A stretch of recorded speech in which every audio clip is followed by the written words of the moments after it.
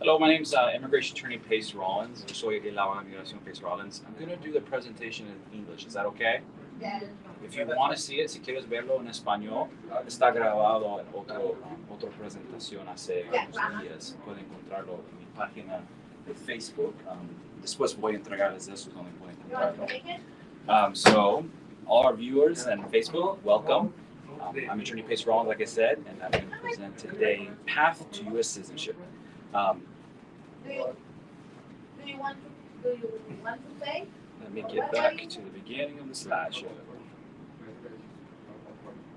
Oh no, you can have. All right, so a little bit about myself. I come from a family of 5 kids. None of them speak Spanish. My wife speaks Spanish.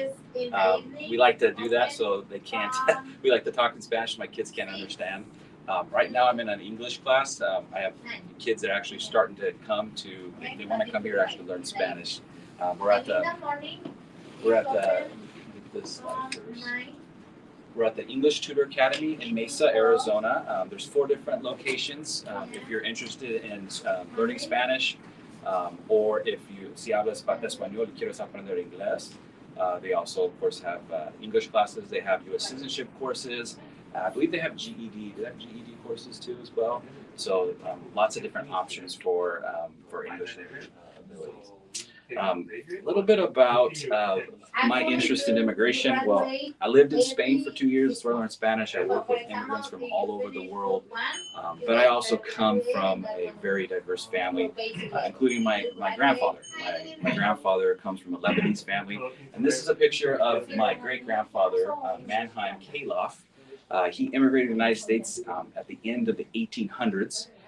And then you'll see here on the side, this is his actual petition for U.S. citizenship. He naturalized in about 1904 in Walla Walla, Washington, to become a U.S. citizen. And when I do genealogy, when I found this out, of course, being an immigration attorney, and it's my grandfather, I kind of nerded out, got really excited. And then this picture is of my grandfather when it's from the Time magazine in 1942 during World War II. And what happened was my grandfather went back to Lebanon and he got permission from the U.S. government to be able to bring back a type of bird. They're called hajus, and introduce them into Arizona. It's okay. It's okay. And they're kind of like quail. So I thought that was pretty cool too. And I actually have a copy of that Time magazine. Okay. All right. So U.S. citizenship cases, they are my absolute favorite. I love them. Because it's the end of the road, right? End of the road for the pathway for many people. A lot of times they begin with a visa, they become a resident, and then they can become a U.S. citizen. So today I'm going to talk a little bit about the different ways you become a U.S. citizen, but focusing mainly on naturalization. Okay. So I like to go with my clients to the interviews. In fact, I went to one today. I'll show you that. Pull it up. It's for those who are on Facebook, you can see it right there in the feed, but I'll give you one of these. Those are in the audience. I'll give you one of these at the end of the presentation, where you can find the presentations in Spanish. You just go to the QR code. Go ahead and do this. How you doing? Come on in, have a seat. I think yeah, go back there. There's a few different classes going on right now. So here's my Facebook page where you can find the presentations in Spanish and Espanol. And then there is today, eso fue hoy día con los clientes. Ella tenía su caso aprobado por la ciudadanía. Hoy día. I had a really fun day today. I love it. Makes my days go better when I have clients that are happy for a happy attorney. All right, so for example, you have to finish 6 and then I'm going to show you another one here. This is a very special client too. If not, you can stay. This is the oath ceremony after, right? You have 3 months studying here. It has a test. If you don't pass the test or you don't have 3 months with us, you have to stay. to start the book. Non-combatant services in the armed forces of the United States when required by the law. That I will perform work of national importance under civilian direction when required by the law. And that I take this obligation freely without any mental reservation or purpose of evasion. So help me God.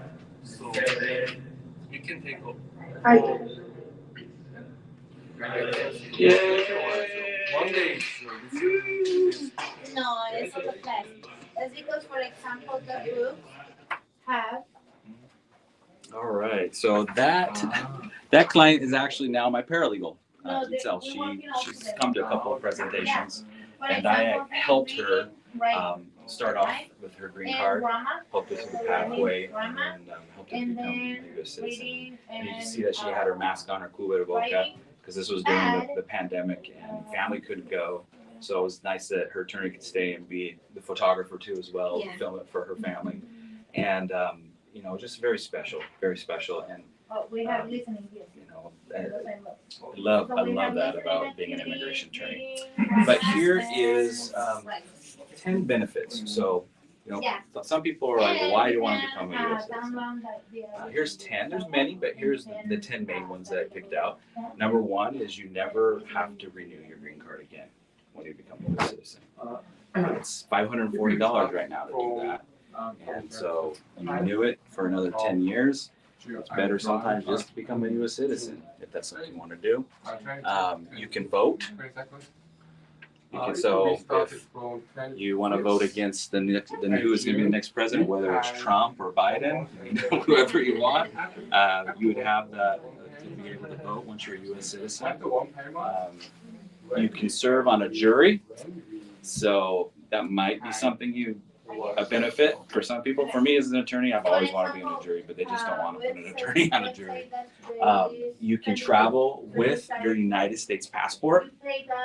That's important, especially if you're flying and you're coming through customs.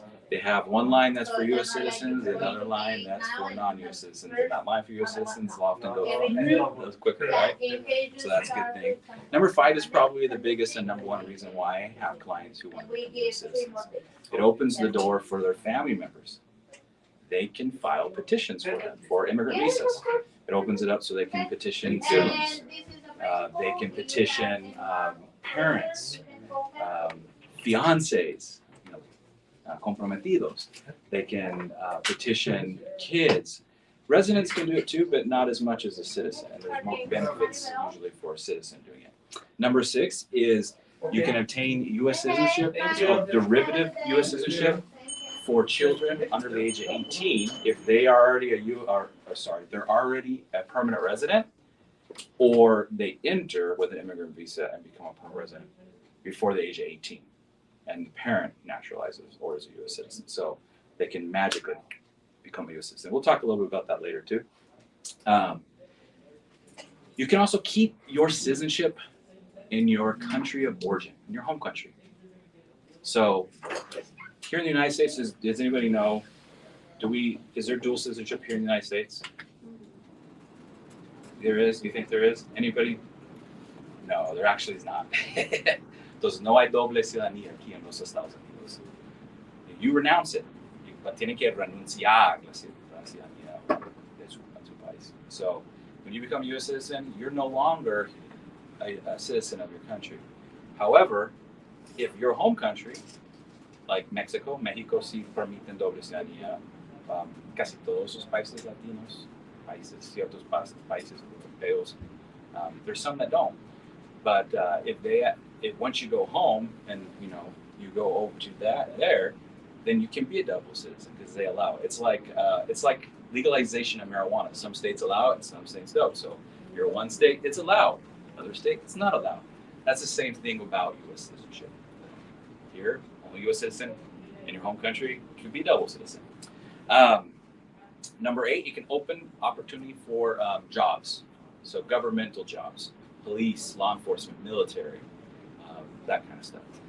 Elected officials, politics.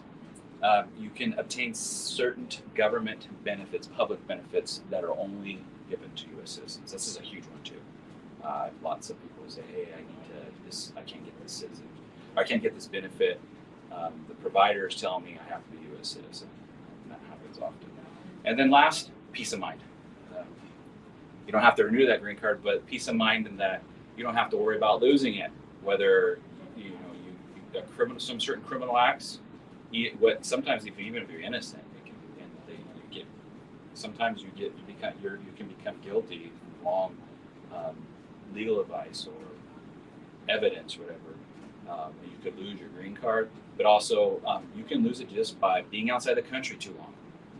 If you're outside the country more than 6 months, it could create a presumption. If you're outside more than a year, you could lose your green card, and it's called abandonment. So you got to be careful with that. And a lot of people kind of understand when you hear these things. So here is 5 ways you can become a U.S. citizen. Number 1, be born here. I was born here. So, I was born a U.S. citizen. It's called jus solis. So, that's the easiest, right? Number 2 is birth abroad in U.S. territory or property. So that means like a military base, U.S. territory, embassies, if you happen to be born abroad to a family member who's in foreign service. That kind of thing. Third is acquisition of United States citizenship through a citizen parent or through blood or sangre. And this law gets very complicated. It depends on the date that the person's born.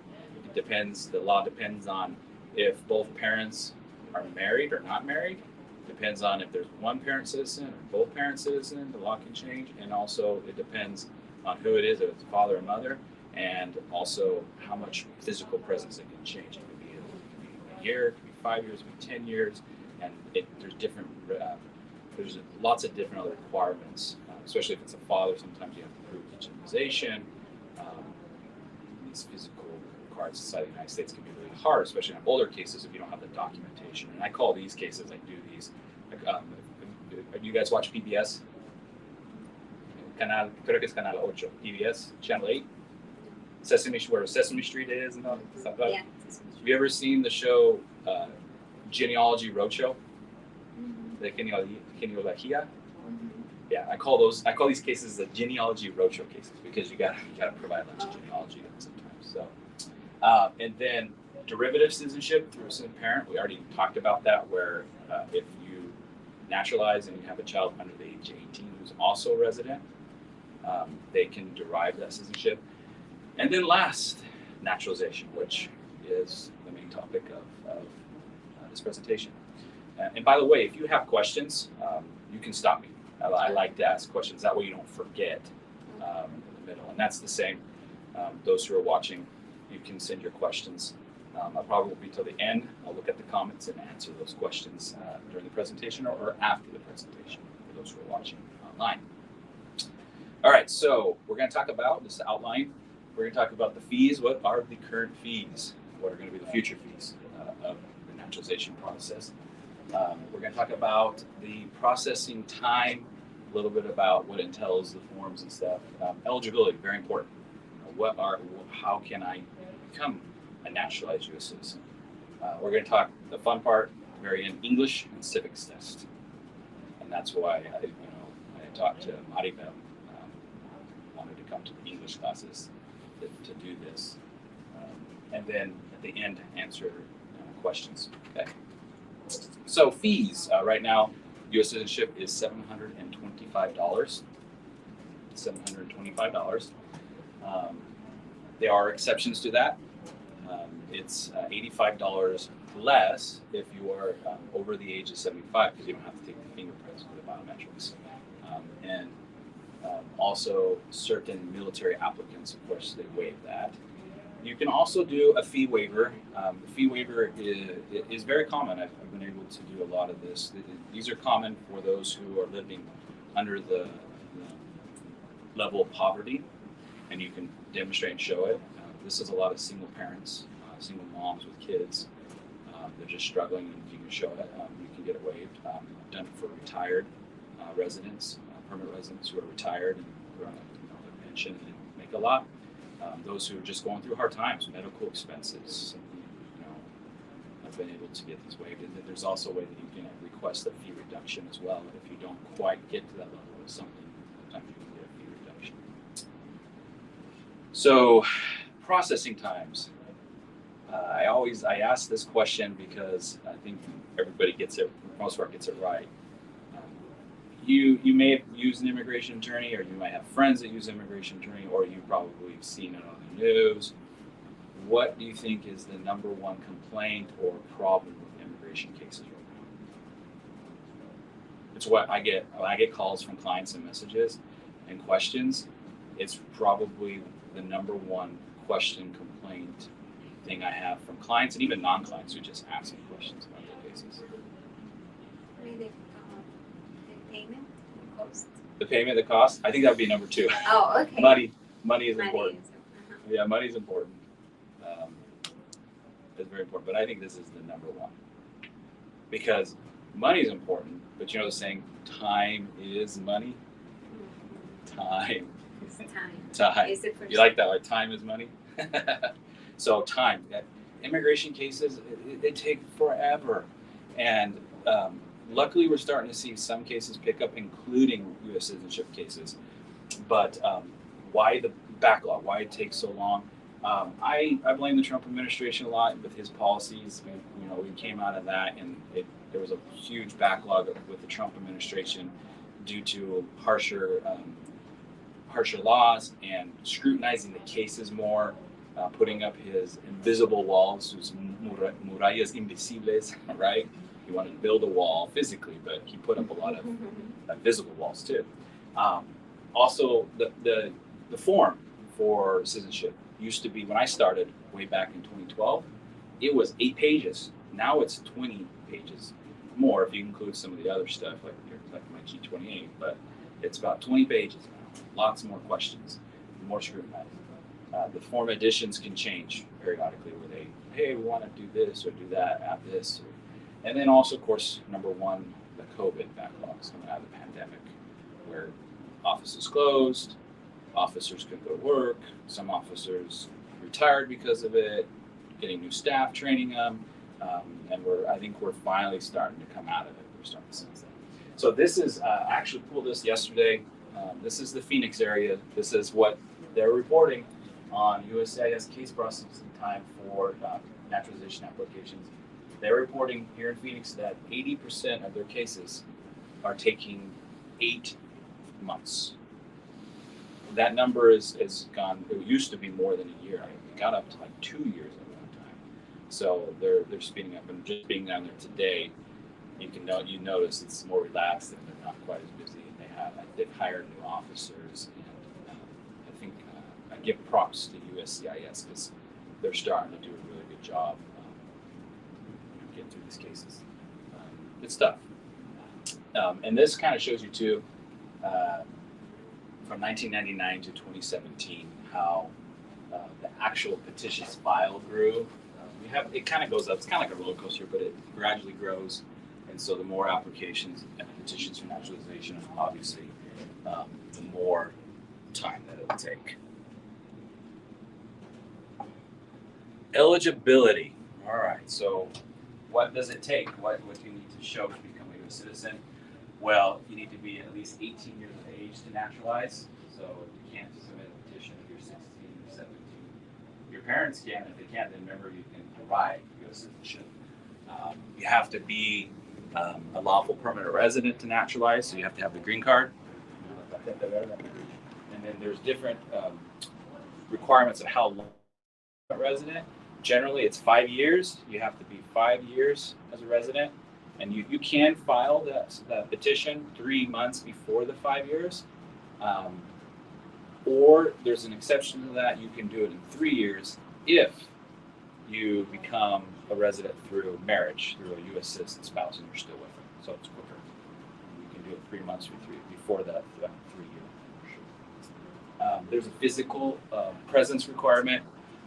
That's why you probably know a lot of residents who are like, hey, I can't be outside the country too long, right?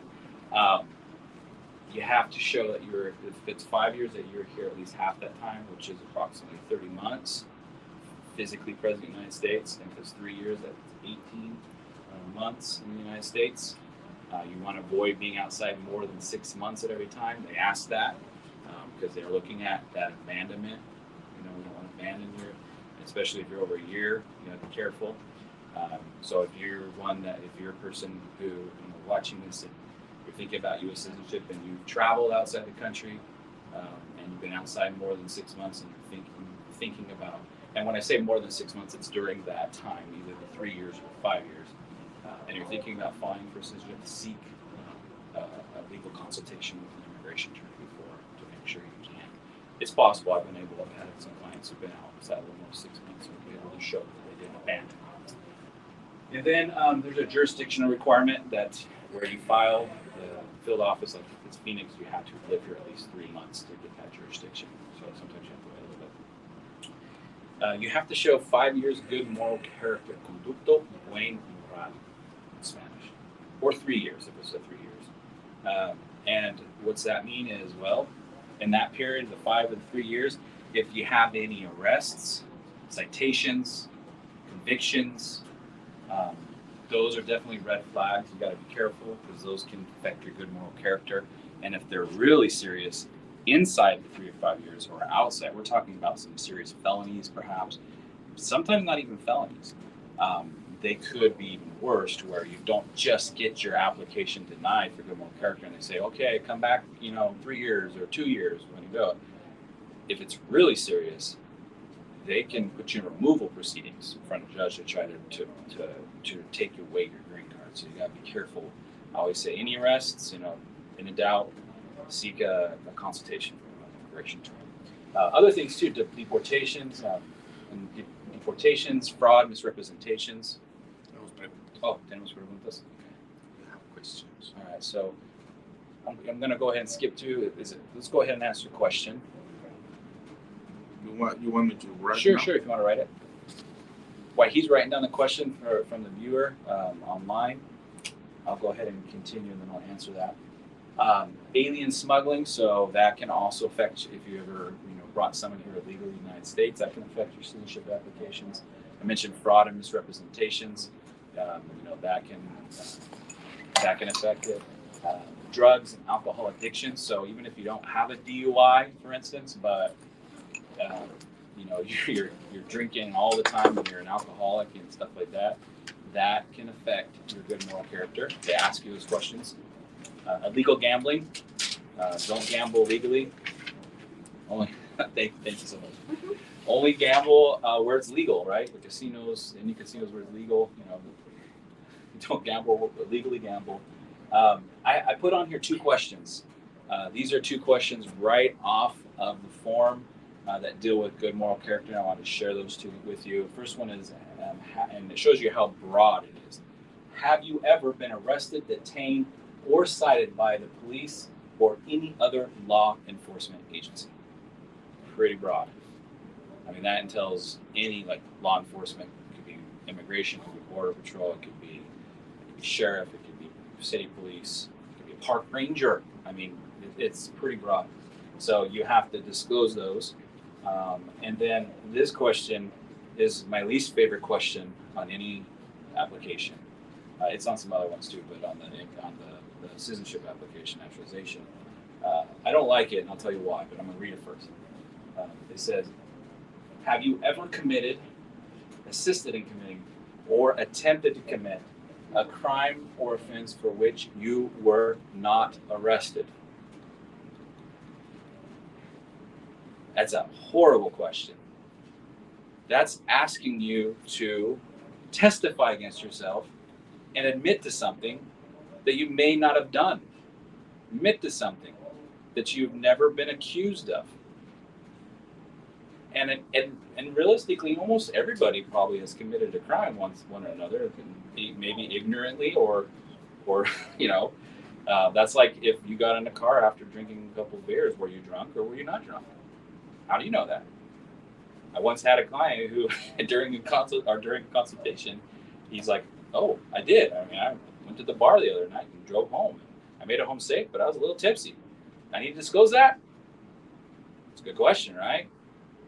So you got, that question is really a scary one, and in my opinion, I believe that it's inconstitutional because you don't have to testify against yourself, but you are under oath during that one, right? And you're under oath during that presentation. So if you have any questions about that, seek legal advice too as well. Oh, is it a long question? Yeah. I can pull it. I can pull it up at the end, Eric, and answer it. We can do it at the end. I'll answer the questions at the end from the viewers. Of course, keep asking those here in the live May I audience. read it if you want to? Okay, sure. All right, we'll go to the questions, comments online. That way, you guys hear it. Sure, go ahead. No, okay. She's Sharon. Okay, Sharon, thank you for your comment and questions. Okay. Cheryl, and she said, Cheryl. Cheryl. Okay. Attorney, I'm currently a J1 visa. I would like to ask if my status is about to end. Could I fill a self-petition so that I could stay in the USA? Your response is much appreciated. Thank you. Sure, that's a really good question. So J1 is a J1 visa. For those who don't know, is an exchange visa. There's a lot of different programs. It could be an au pair, it could be a student, it could be a professor, and there's a lot of other ones. And J's are very limited on time. They vary. It could be a year and a half up to 3-4 years, and there's sometimes extensions. But J's are there can also be other 2-year foreign residency requirements that restrict you from going to another status like H-1B or even getting a green card through a spouse, where you have to seek waivers or no objection orders. And so these are type of cases, J's. They're very complicated. I would recommend that you call or message me through Facebook Messenger to schedule a consultation so I can see what kind of J you have, and also talk about and strategize to see if there's any visas you can go to that are not affected if you have what's called a 212E 2-year foreign residency requirement. I can talk about the visas that are not subject to that. And you asked about self-petitioning. So self-petitioning, usually we're talking about EB1. And so EB1s are like the ultra stars, people who are like renowned around the world because of their academics or invention, or they're an athlete or a singer or lots of different areas, or even EB2 with a national interest waiver because there's something that's just really in the interest of the United States, like national security that you're doing. There's those that's not so much a self-petition, but kind of like. So I mean, maybe you are. I'd have to know a little bit about your case and about your experience, your background, your education, those type of things. So yeah, I think Cheryl, right? Sharon. Okay. So yeah, go ahead and send me a message, and we can schedule you for consultation. Thank you for your question. Okay. All right. So moving on, eligibility for citizenship. It'd be cool if you could go from a J right to citizen. Can't do that, but it'd be awesome. Eligibility also, you need to be paying taxes. They ask you about your taxes, and if you owe taxes and you're on a payment plan, you have to show that you're on a payment plan. Okay. They'll ask you to make sure that you didn't get married for immigration benefits, or that you're not married to 2 people or have ever been married to 2 people at the same time. That could affect your situation. A false claim to U.S. citizenship. Si ha declarado ser ciudadano en falso, voy a hablarlo en español también, because this is very important. Es muy fácil, ¿verdad? De decir, yo soy ciudadano, or escribirlo. Hay que tener mucho cuidado. You got to have a lot. It's very, very risky to say that you're a U.S. citizen, because that can be considered, for those who are wanting to become a resident, a permanent bar, and even those who want to become a U.S. citizen, it can lead to serious issues like denial of your case, but even proceedings in some instances. Certain provisions are harsh in the Immigration Nationality Act. Voting, similar to a false claim to citizenship, be careful. Don't vote unless you're a U.S. citizen. Don't register to vote. Don't go by a voting table. Don't. Careful. I've seen people who sign up because they think it's something else, a petition, or unions are part of a union working, and they register to vote. Be very careful about that. Memberships in organizations that are nefarious or malo, like terroristas, terrorist organizations, gang-related organizations, all those type of things. Past military service here in the United States or even your home country. They asked about that. your home country can affect you if there were issues politically, between the United States and them. There's maybe some war crimes going on that can affect. For the men, selective service, you may not know this. If you are between the age of 18 and 26, U.S. law requires you, even if you are a citizen, resident, visa, no papers, 18 to 26, you are required to register for selective service. So if there's ever like a world war, and they need to call up people, they can put you in the draft. And if you're in between that age and you're becoming a citizen and you didn't register, you have to register. You can't become a citizen. If you're between the ages of 26 and 35, it's within that 5-year good moral character. You have to prove that you registered or a written explanation, excuse of why you didn't register. A lot of it is I didn't know. It's really not well known, but that's something important. And if you're over the age of 31, typically they don't really scrutinize it. All right, English, fun part. So they will check to see, in most cases, right? There's some exceptions we talk about it. If you can read, write, speak English, they'll do that through the interview. And when people come, like when I'm checking either when I'm on a phone consultation or I'll say in English and I'll ask the person, can you please raise your right hand? Can you guys raise your right hand? Show me. Please raise your right hand. Please raise your right hand. Esa es la primera pregunta, ¿verdad? Normalmente es una de las primeras preguntas. El oficial dice, por favor, levanta la mano para el juramento y repite eso. And so I asked that, and if they don't understand to do that during an interview, you're not starting off very well with English, right?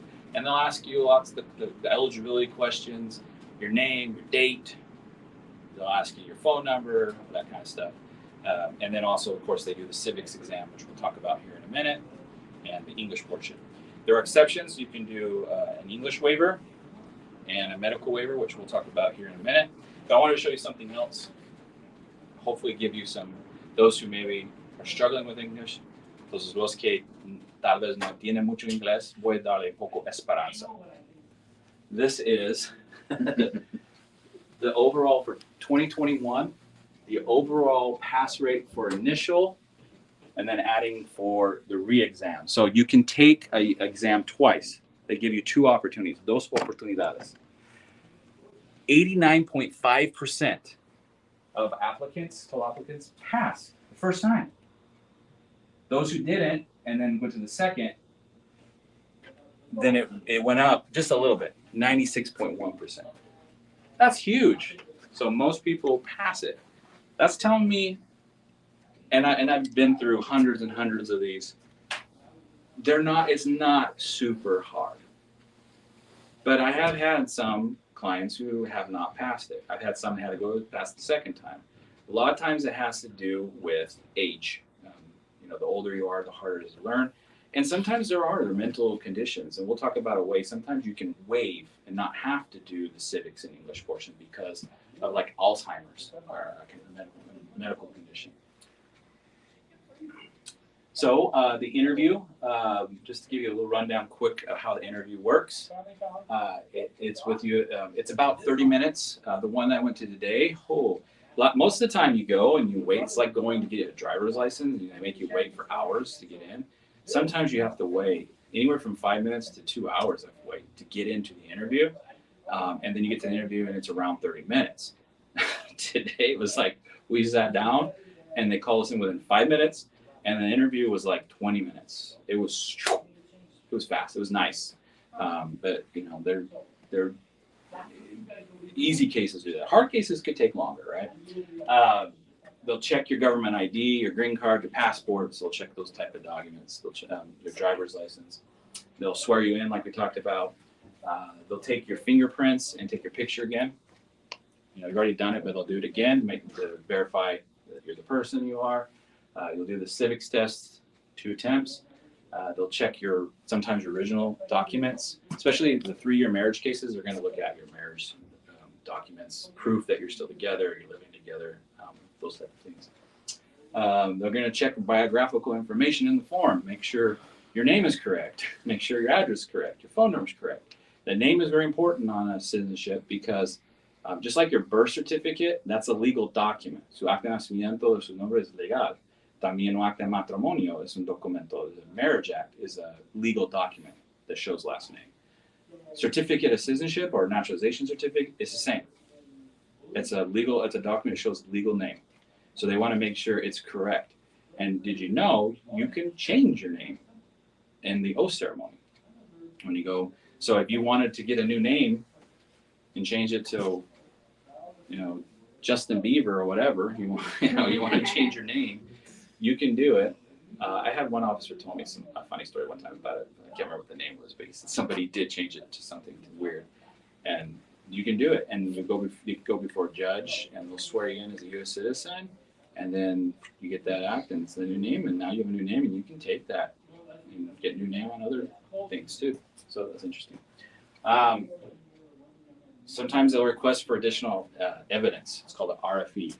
Like they'll say, hey, we need this document, we need this information. Lacking stuff before they will prove it.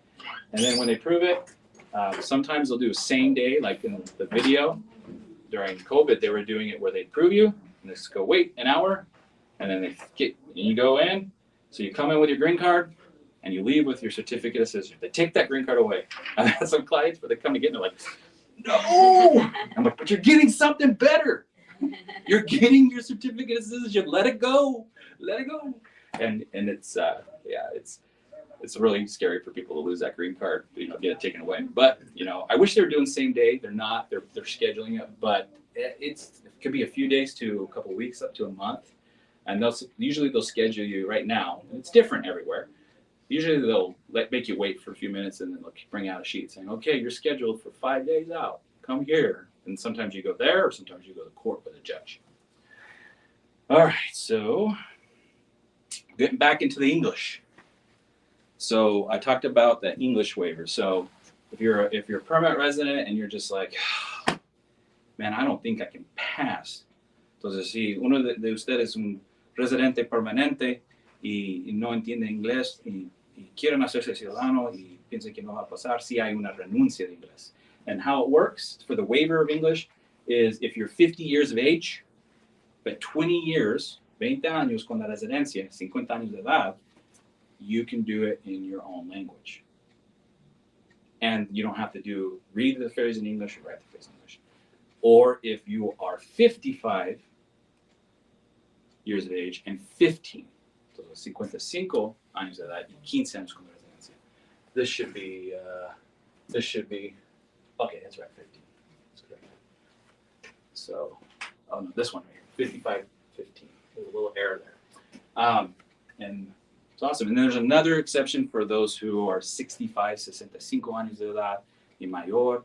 Instead of having 100 preguntas, so 100 questions for the civics and I'm talking more about that here in a little bit. There's an easier 20 list of civics questions for those who are older. Which is nice, and I've had a lot of clients been able to do that. So the civics tests to kind of give you, and the English portion. So the English portion is they ask a phrase like, "I pay my taxes on April 15th." Something simple, and usually what they ask you is going to be similar to what they ask you to write. And a lot of times, I like how in the question part where there's 100 plus possible questions.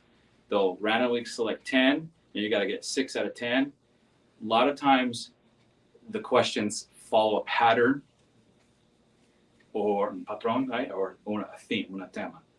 So, like if one question asks about the Constitution, there might be other questions that are related to the Constitution. So you might be able to get questions by thinking on context of other questions asked. And you'll see I have, did I not bring it? I didn't bring my practice exam, but I'll show you online how it works. Okay. Okay, so here is a practice exam. So you can go to uscis.gov, entonces uscis.gov, and there's a lot of resources and practice tests, muchos recursos, prácticas. There's MP3s you can listen to, there's videos, there's flashcards, lots of things on there. And so here is one. Start the practice test. And we're going to see if you can get a question. We're going to do one question. It's randomly. Here we go. Does anybody want to read it? You want to read it in English? The number 8, third president of the United States. Read the question. So, Oh. yeah, they'll ask What is questions. What is one thing Benjamin Franklin is famous for? Okay, so what is one thing? And when usually, and so just so you know, you don't get multiple choice during it.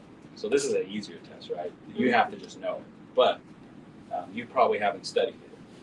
But so what is one thing that Benjamin Franklin is famous for? You know the answer? Anybody?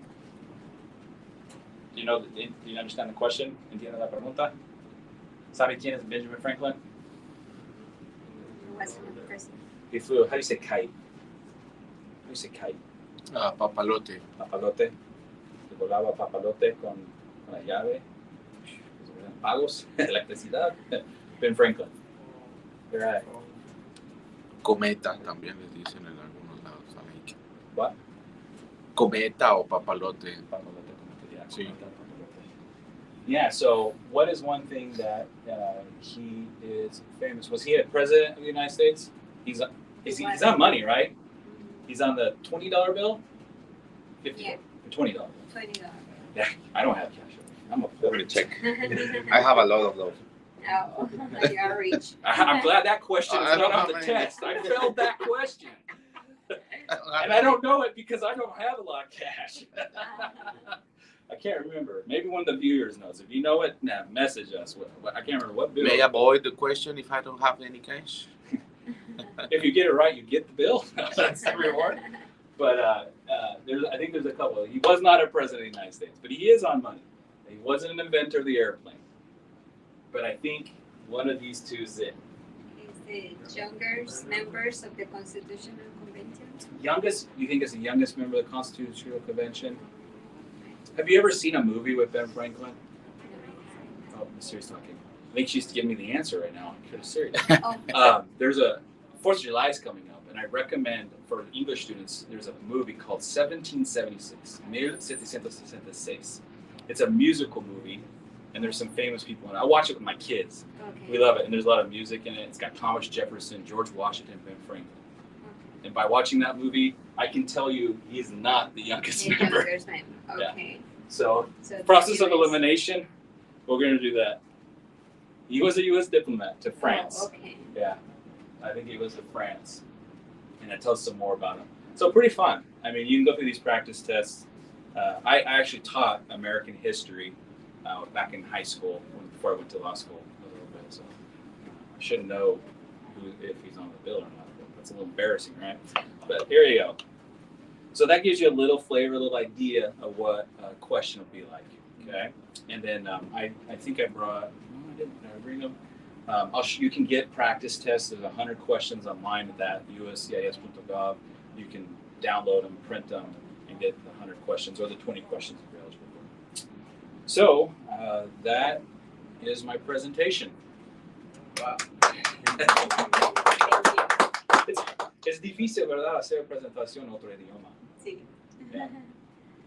Yeah, so I mean, like I said, if you want it, voy a darle esto donde pueden mirar la presentación. Va a ser casi igual en español, so you can see si le interesa.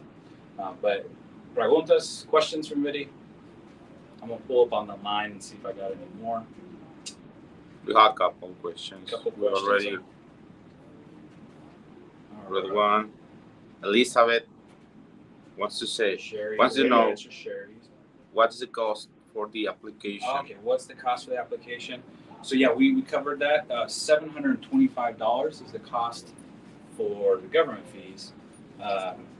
She's asking for, I don't know if she's asking for attorney's fees or government fees. So attorney's fees are going to vary depending who's attorney. I like to think that mine are kind of in the middle.